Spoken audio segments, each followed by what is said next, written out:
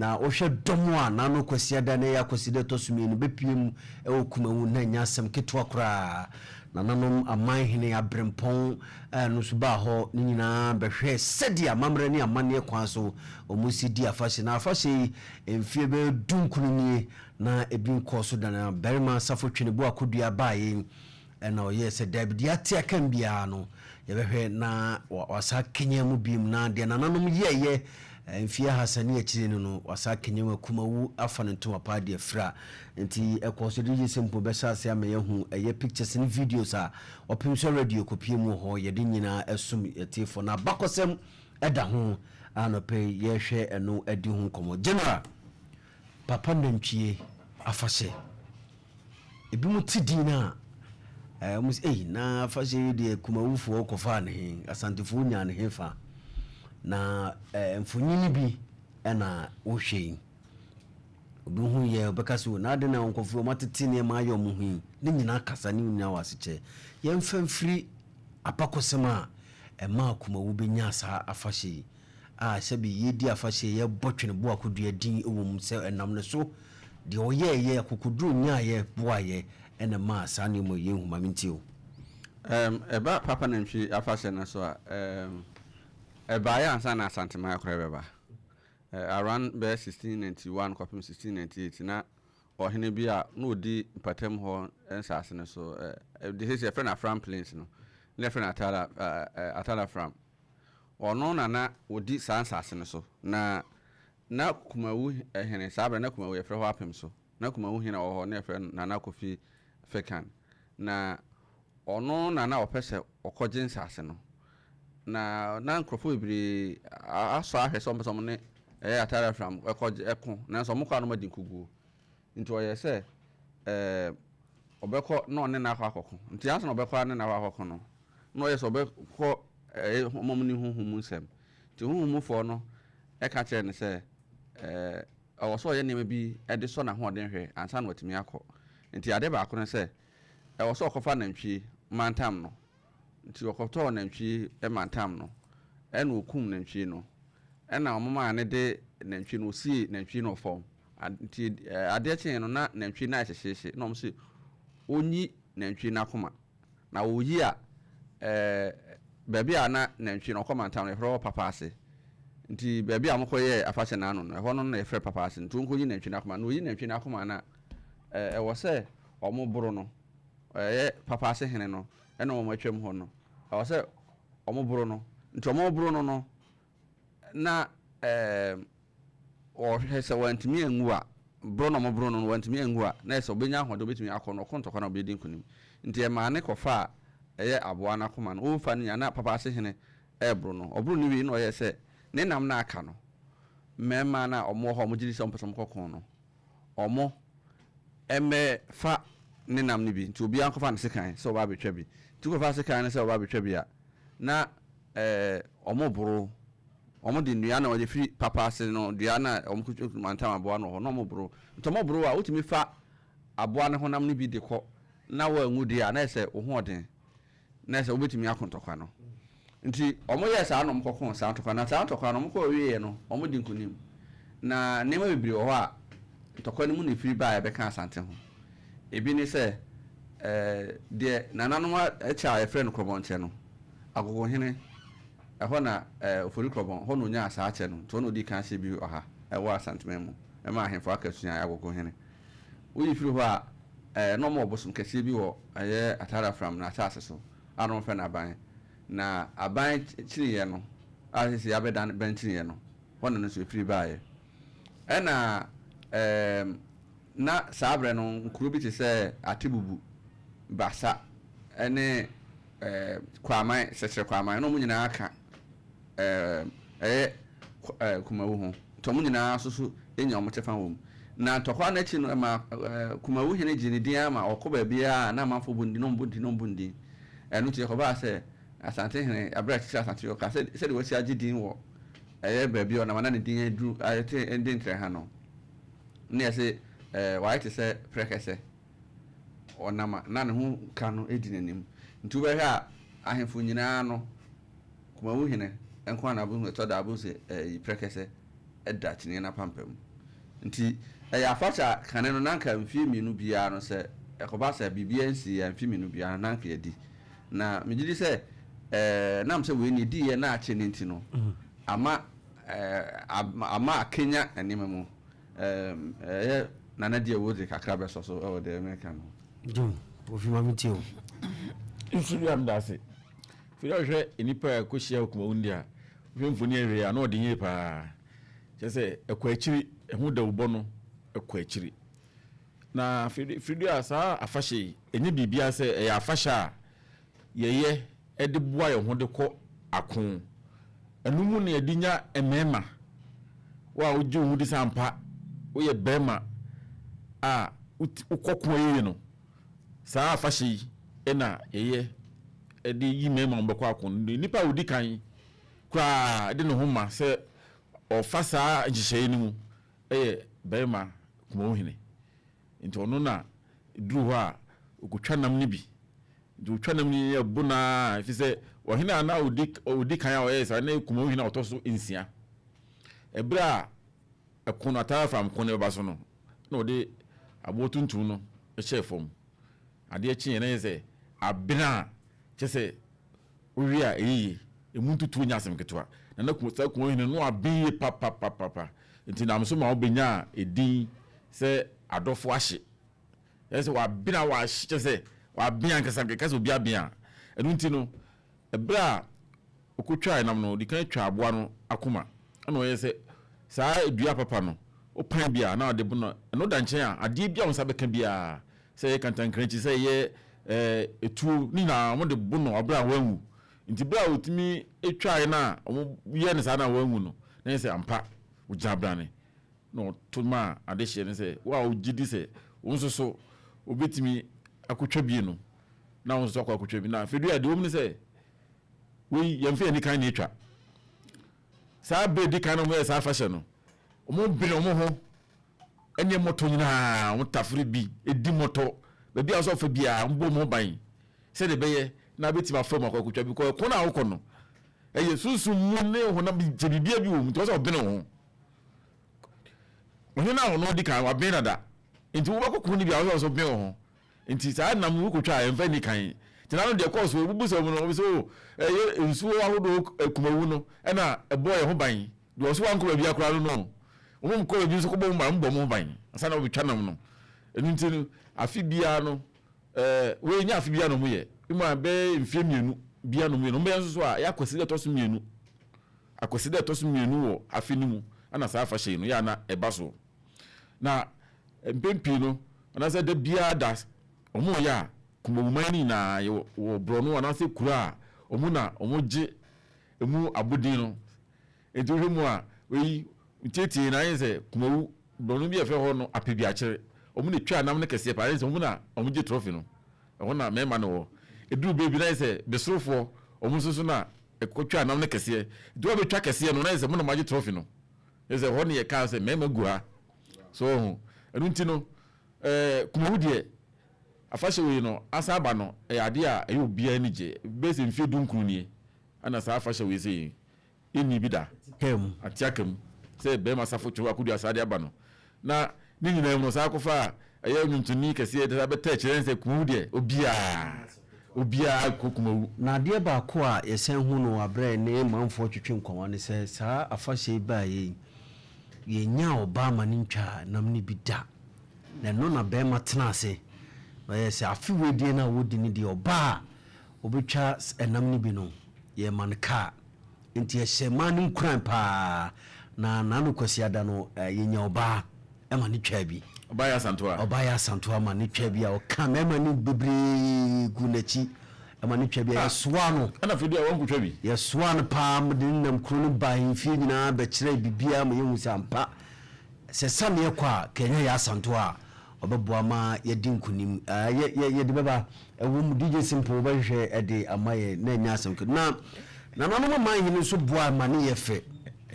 na nanu ma hini ma ne ye fa papa wo hwe enuafo no ye nya bompata ma hini wo ho ye nya asumija ma hini enso e wo ho na anopa no wo hwe akoside na bra bema wie nkunya dem wie bie yo betenase ene ne manfo edina ho no Pukuari senior high on say superzonas no omo ne huridi kan omo de omo ekruwa no ebe kire berima safo twenebo akodua na eyefeye pa ni nyina no yebehu oba Facebook Opemsuo radio a yebehu enso ewo ho na afi na abakosema ne gumu ne se anopa no na yesika koside no berima tenase ohwe ne kente fefefefefe na bema sori wura mu bae na akodane ni brepa na no na ye ne bema himfo ni betwetwe nkomo se kane no kayato santis ye sane yeko na o kosa so a ye mfasika ye ni bre na aba ato ni bre papa enti unhu se ye kuntunkuni na kromo nyina kuma wada ni tum na sesa na ye kono mema kire na die wo kasa no se ye mfa nikan ampa wo hwe brono omo eba be kadwumadi no me ya obia wo de ne kutana kire se wa ye krado se de beba no wa bo no ho eba ebi mu kuta kukuo wusie derwo mu se ya ebi mu kuta nua se bi ya yire ha obeka se bi ya agro ne di nanso na mambran na mane kwanso no ya de a enye ne na esase titi na ohwe regional minister ohwe Dr. Dokofo ohwe former regional minister ohwe mpenifo do mutuo no mu bida na omohwe saya na koye ade a na minister yi wo ho o minister Nantwie office chieftaincy minister na oteho a ono so ehwe bi kama enso ewo ho nti enu bi mfonini bi ena ugoso a wohwe Nantwie de course ewo Kumawu na fudia medase na fudia Kumawu afashe yade a afasha se ye kawo asantema mu ha untimi enyi emfrim esanse ye wo school a yesuswa kwada brim kura na yete Papa Nantwie na yete ane enim se bia nansesem bi na mpanimfo na nwene ena omoto ede akire na de tie ne se na fudia se mpanimfo ye bibi na etwemu a wajha ho susudie ede to honom saa de we ma yehunu se ade a esi wo Kumawu no na saa bere no na nye adeketo a sense yade aboa to ho nipa a woye ade no ekwai ben ene ba ya wo hunu se atara from mpokora nsana metimi akọ na mene na de akọ akosie ni no agisam de aboa ehye na sam de aboa no hye fom na nananom a mene wo mo me bro no so no wa fa jantomu na fidi nipa ntie ne yi ade na ode hye fom no wa anso gya ngu so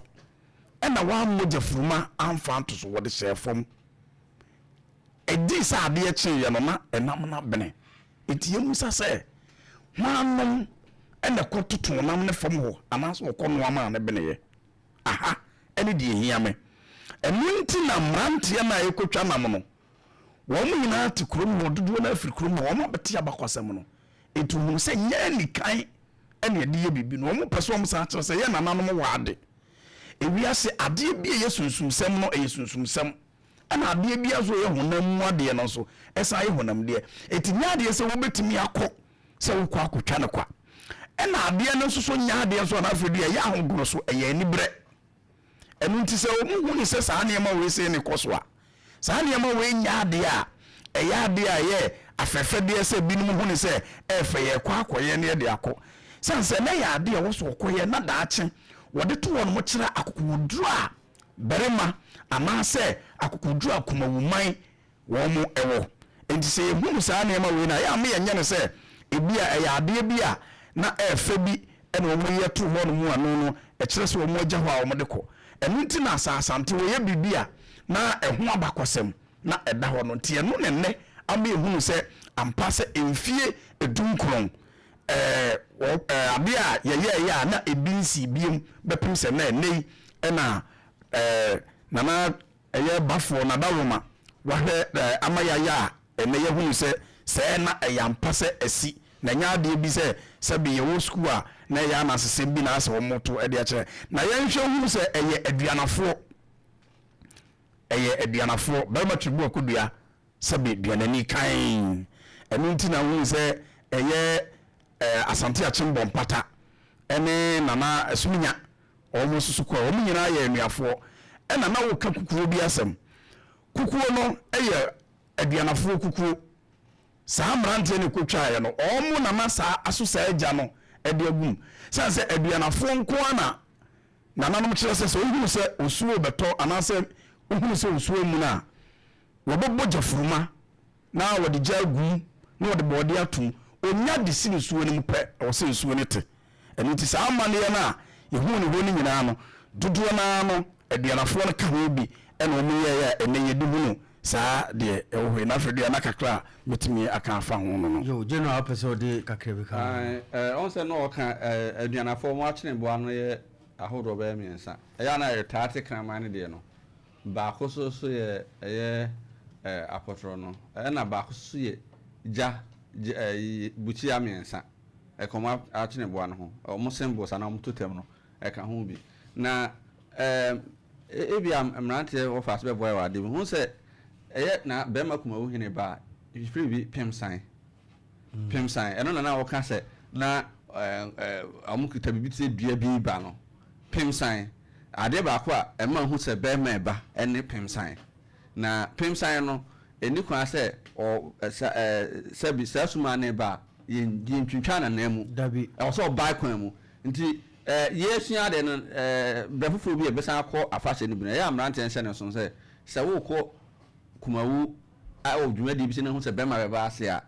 bema ba pemsan no ebedi animu bi nti hweye na wan kotwintwa enamu because woni honhom a ode kuntokwa a esrewa wo hu se pemsan ne ba ye ntwintwa na namu suman no onpesa ade no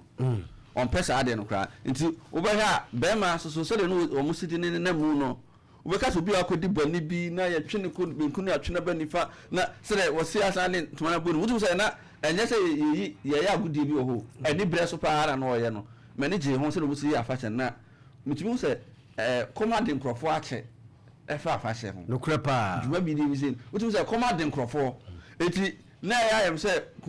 asantima ne Ghana man nyina ha ko pie o Kumawu adetre kakra bi ni se Kumawu mo manya kakra ba mo nsem no eya mo aye no mo nsi hotels ne ayi bi na asem se nkrofo bi ko no oso mo sa ba mo nti kakra